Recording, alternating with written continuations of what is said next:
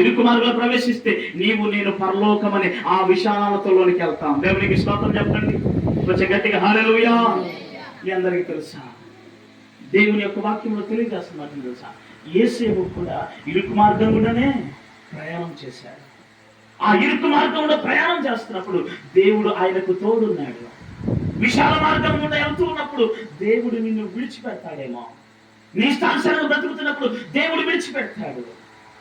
అందుకే కదా బైబిల్లో ఒక మాట ఉంది, ద్రాక్ష తోటలో అంజూరపు చెట్టు ఒకటి నాటబడింది, అన్ని నాటబడ్డాయి, అందులో ఒకటే నాటబడింది.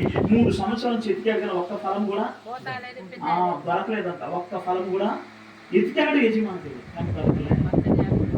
కానీ తన తోటమాలి అంటాడు, తోటమాలితో యజమానుడు అంటాడు, ఇదిగో దీన్ని నరికేయగా బాబు, దీన్ని నరికే, దీనివల్ల ఏమీ ప్రయోజనం లేదు అన్నాడు. ఎందుకో తెలుసా, 3 సంవత్సరాల నుంచి చూశాను. తోట ఎవరిది?